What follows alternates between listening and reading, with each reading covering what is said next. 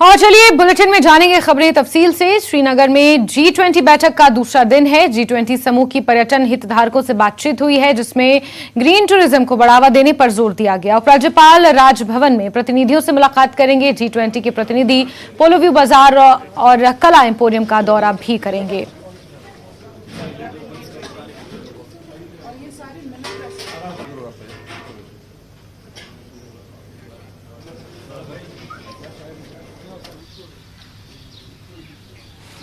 वहीं श्रीनगर में G20 tourism working group की तीसरी बैठक को संबोधित करते हुए LG मनोज सिन्हा ने कहा कि जम्मू कश्मीर एक नए युग का गवाह बनने जा रहा है, जिसने विकास और शांति की असीमित संभावनाएं खोल दी हैं।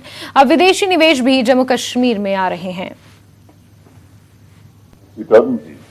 Jammu Kashmir is known as crown jewel of India, and today I would like to say that it is a matter of great pride for 13 million citizens of this union territory to host this G20 meeting of Tourism Working Group that is deliberating on global architecture for sustainable tourism. Friends, Jammu Kashmir has always been a center of wisdom, knowledge, inclusive culture and breathtaking landscape that is divine to travelers. Famous poet Amir Khusro, while describing the natural beauty of Jammu and Kashmir in 13th century, had said, and I quote, "Gar Firdaus barwe zamiyast hamiyasto hamiyasto hamiyast." If there is a paradise on earth, it is this, it is this, it is this. So it is not surprising that in the modern days, one of the oldest travel guidebook published at Lonely Planet chose to call Jammu Kashmir as Switzerland of India. Friends, for almost 30 years, this land of peaceful coexistence of almost all religious sects had to suffer state-sponsored terrorism by our neighboring country. However, Honorable Prime Minister Shri Narendra Modi ji मदद का हाथ बढ़ाया। schemes that empowers masses and union territories अपने हितों को सबके हितों से जोड़कर देखता है। सबका साथ, सबका विकास, सबका विश्वास और सबका प्रयास, ये हमारी डोमेस्टिक गवर्नेंस का भी आधार है और ग्लोबल गवर्नेंस के लिए भी यही विजन है। साथियों, आज भारत और ऑस्ट्रेलिया के बीच स्ट्रेटेजिक पार्टनरशिप निरंतर गहरी हो रही है। हाल में ही हमने इकोनॉमिक कोऑपरेशन और ट्रेड एग्रीमेंट ECTA एकता साइन किया है। अनुमान है इससे दोनों के बीच ट्रेड अगले 5 वर्ष में 2 गुने से अधिक हो जाएगा। अब हम कॉम्प्रिहेंसिव इकोनॉमिक कोऑपरेशन एग्रीमेंट पर काम कर रहे हैं। हम रिजिलियंट और रिलायबल सप्लाई चेन्स का निर्माण कर रहे हैं। इससे दोनों देशों के बिजनेस को बल मिलेगा ही, दुनिया को भी नया विश्वास मिलेगा। आज भारत और ऑस्ट्रेलिया के बीच कई डायरेक्ट फ्लाइट्स हैं। बीते वर्षों में फ्लाइट्स की संख्या बढ़ी है।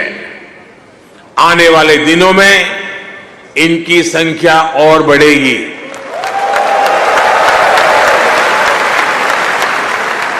एक दूसरे की डिग्रियों को मान्यता देने को लेकर भी दोनों देश आगे बढ़े हैं और इससे हमारे स्टूडेंट्स को बहुत लाभ होगा। Migration and mobility partnership agreement पर भी सहमति बनी है। इससे हमारे स्किल्ड प्रोफेशनल्स के लिए ऑस्ट्रेलिया आना और यहां काम करना आसान होगा। और साथियों, आज जब मैं आपके बीच आया हूं तो एक घोषणा भी करने जा रहा हूं।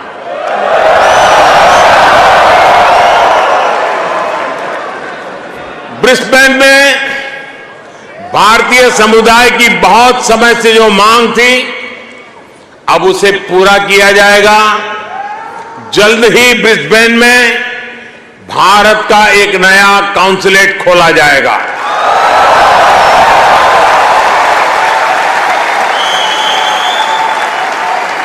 फ्रेंड, भारत और ऑस्ट्रेलिया की गहरी होती पार्टनरशिप मां भारती में आस्था रखने वाले प्रत्येक व्यक्ति को सशक्त करेगी।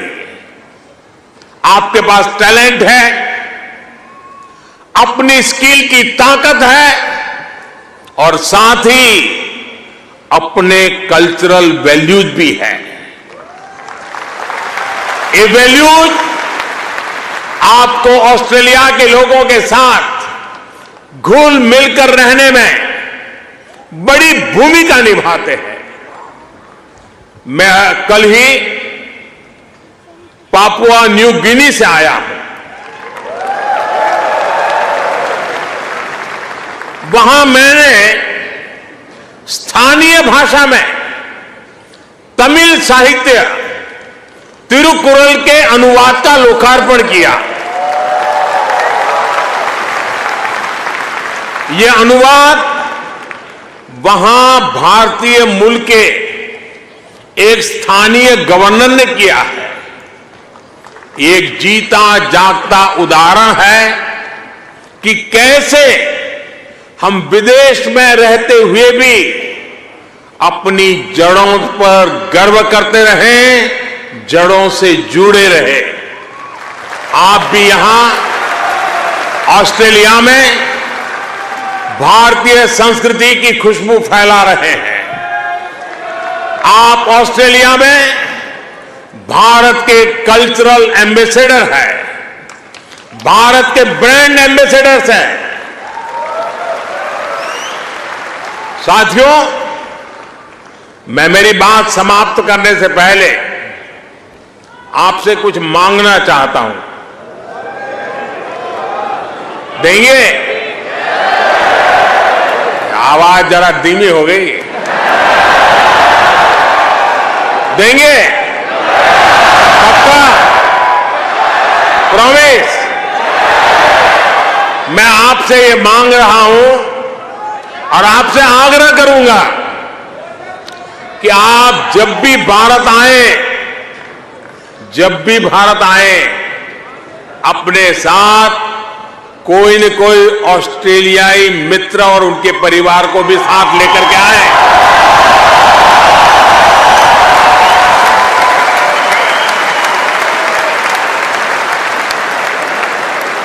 इससे उन्हें भारत को समझने का, जानने का और ज्यादा बेहतर मौका मिलेगा।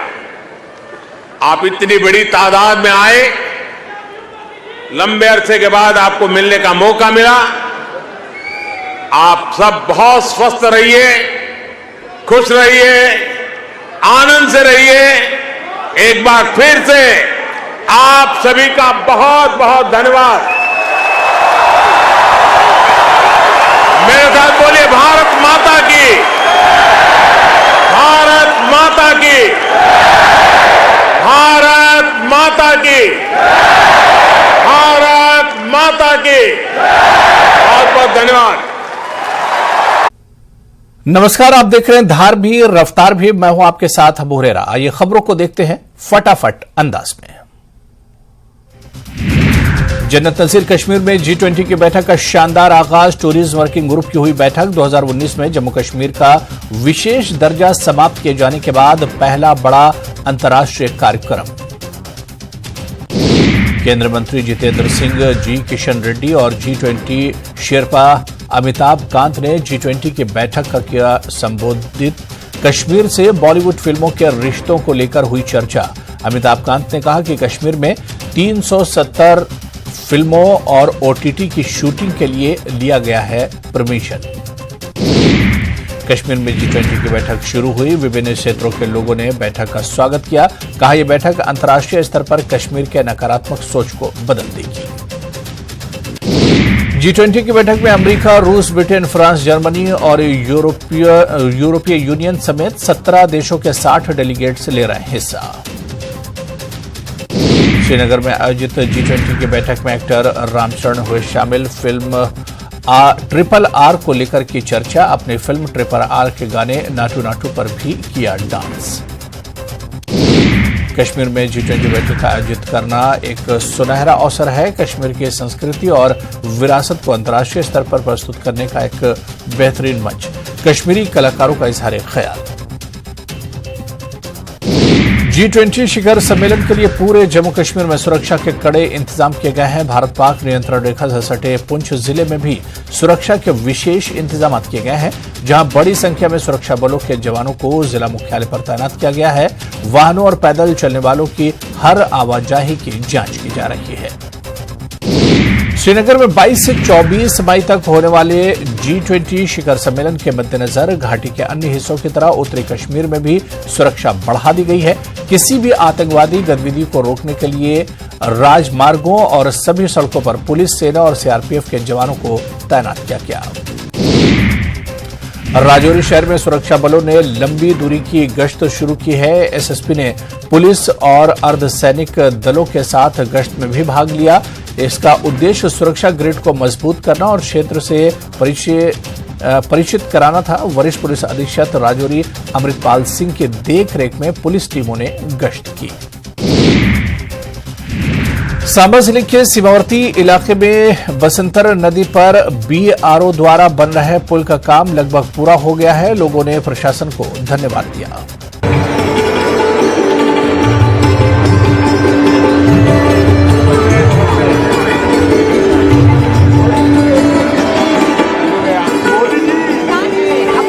आप सीधे देख रहे हैं क्यूरोस बैंक अरीना में, जहां पर भारतीयों को प्रधानमंत्री ने संबोधित किया। एक तरफ जहां भारत की उपलब्धियां प्रधानमंत्री ने यहां इस मंच से जनता तक पहुंचाई, उसी के साथ साथ कई बड़ी घोषणाएं भी प्रधानमंत्री ने यहां पर की। ब्रिस्बेन में जिस तरीके से भारत का एक काउंसलेट खोलने का ऐलान किया, इसके अलावा भारतीय प्रवासी जो भी ऑस्ट्रेलिया में रहते हैं, जिन्होंने ऑस्ट्रेलिया को अपना घर बनाया है, उन्हें भारत में किस तरीके से विकास हो रहा है, भारत नए आयाम किस तरीके से छू रहा है, ये तमाम जानकारियां प्रधानमंत्री ने दी। और अभी जो आप ये तस्वीरें देख रहे हैं, लोगों की उत्सुकता यहां पर साफ झलक रही है। प्रधानमंत्री से हाथ मिलाने के लिए, उनकी एक झलक पाने के लिए यहां पर लोग मौजूद हैं। साथ ही ऑस्ट्रेलियाई प्रधानमंत्री एंथनी एल्बनीज को भी आप देख रहे हैं और 20,000 प्रवासी भारतीयों से खचाखच भरा हुआ ये क्यूरोस बैंक अरीना सिडनी का ये स्टेडियम है, जहां पर लोगों में प्रधानमंत्री नरेंद्र मोदी की एक झलक पाने के लिए इतनी उत्सुकता है, इसका अंदाजा आप इन तस्वीरों से लगा सकते हैं। तो ये सीधी तस्वीरें हम आपको दिखा रहे हैं, जहां अपने विदेशी दौरे के आखिरी पड़ाव ऑस्ट्रेलिया के सिडनी में प्रधानमंत्री मौजूद हैं और यहां पर ऑस्ट्रेलिया और भारत के संबंधों को किस तरीके से आगे आने वाले समय में मजबूत किया जाएगा और मौजूदा समय में जो ये दोनों देशों के रिश्ते हैं वो कितने मजबूत हैं, उसकी एक तस्वीर, उसकी एक झलक आप देख रहे हैं। और इन तस्वीरों से अंदाजा लगा सकते हैं, आप बॉडी लैंग्वेज भी देख सकते हैं दोनों देशों के प्रधानमंत्रियों की। और जिन चीजों का प्रधानमंत्री ने यहाँ जिक्र किया, डेमोक्रेसी, डायस्पोरा, दोस्ती, इसके अलावा एनर्जी, इकोनॉमी, एजुकेशन, कई मंचों पर भारत और ऑस्ट्रेलिया के रिश्ते कितने मजबूत हैं, इसका अंदाजा इन तस्वीरों से लगाया जा सकता है। तो सिडनी के स्टेडियम में ये कार्यक्रम आयोजित किया गया था, जहां रंगारंग सांस्कृतिक कार्यक्रम हुए।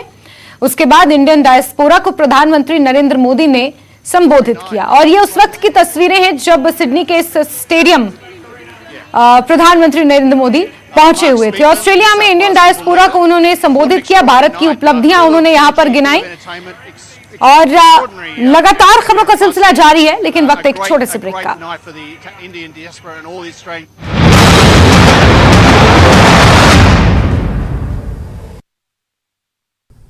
नमस्कार, आप देख रहे हैं धार भी रफ्तार भी, मैं हूं आपके साथ अबू हुरैरा। आइए खबरों को देखते हैं फटाफट अंदाज में। जन्नत नज़ीर कश्मीर में G20 की बैठक का शानदार आगाज। टूरिज्म वर्किंग ग्रुप की हुई बैठक। 2019 में जम्मू कश्मीर का विशेष दर्जा समाप्त किए जाने के बाद पहला बड़ा अंतर्राष्ट्रीय कार्यक्रम। केंद्रीय मंत्री जितेंद्र सिंह, जी किशन रेड्डी और G20 शेरपा अमिताभ कांत ने G20 की बैठक का किया संबोधित। कश्मीर से बॉलीवुड फिल्मों के रिश्तों को लेकर हुई चर्चा। अमिताभ कांत ने कहा कि कश्मीर में 370 फिल्मों और OTT की शूटिंग के लिए लिया गया है परमिशन। कश्मीर में G20 की बैठक शुरू हुई। विभिन्न क्षेत्रों के लोगों ने बैठक का स्वागत किया। कहा यह बैठक अंतर्राष्ट्रीय स्तर पर कश्मीर के नकारात्मक सोच को बदल देगी। G20 की बैठक में अमेरिका, रूस, ब्रिटेन, फ्रांस, जर्मनी और यूरोपीय यूनियन समेत 17 देशों के 60 डेलीगेट्स ले रहे हैं हिस्सा।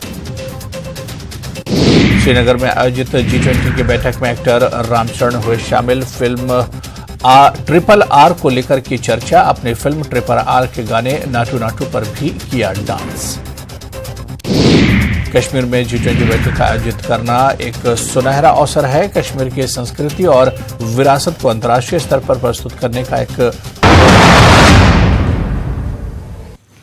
ब्रेक के बाद आगे बढ़ते हैं। केंद्रीय संस्कृति और पर्यटन मंत्री जी किशन रेड्डी ने भी श्रीनगर में G20 टूरिज्म वर्किंग ग्रुप की बैठक को संबोधित किया। जी किशन रेड्डी ने इस मौके पर ग्रीन टूरिज्म को बढ़ावा देने पर जोर दिया।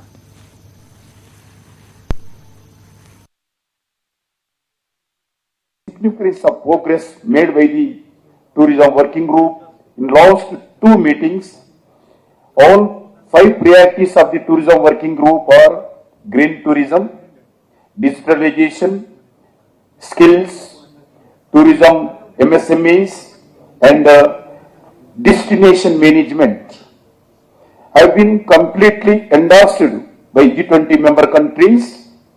We are moving closer to finalizing the outcome document for the G20 ministerial meeting to be held at the Goa headquarters. Friends, the Goa roadmap for tourism will act as a vehicle for achieving the sustainable development goals and the minister's declaration. In the previous working group meetings, I was happy to see that all participants unanimously adopted green tourism to be the most important priority along with other priority areas. I am also glad to know that the UNEP made a presentation on Travel for Life, which is based on the Mission Life program by the Honorable Prime Minister Narendra Modi ji. Friends, the Ministry of Tourism, Government of India is committed to working with all the G20 member countries, invited countries, and all the international organizations to promote sustainable practices that benefit both people and the planet. Spiritual destination and heritage locations also we should encourage. Busiest month, friends, the tourism working group meetings gives me confidence in the positive and meaningful direction that the working group is taking. The ideas will aid in developing tourism in mission mode in the globe. The summit will witness the going through agenda of the third tourism working group meetings. I am happy to see that tourism working group is progressing in the right direction. I am sure that the joint efforts of all the G20 members, invitee countries, international organizations will result in the achievement of inclusive and action-oriented decisive guidelines for the tourism industry. I wish you enjoy your stay and return to India over and over again with the family and friends and citizens of your respected countries. I am confident that across the country, in India, wherever you go, Indians are treating you greeting you like their own family. Friends, we will, for coming 2 days, we will discuss with positively and with respectively and the contribution with good ideas, best ideas, and for upcoming tourism activities in globe. Wishing you all the very best. Thank you. Jai Hind. और इसी के साथ prime नून eight 3 में अभी के लिए बस इतना ही, लेकिन न्यूज 18 JKLH पर खबरों का सिलसिला लगातार जारी है।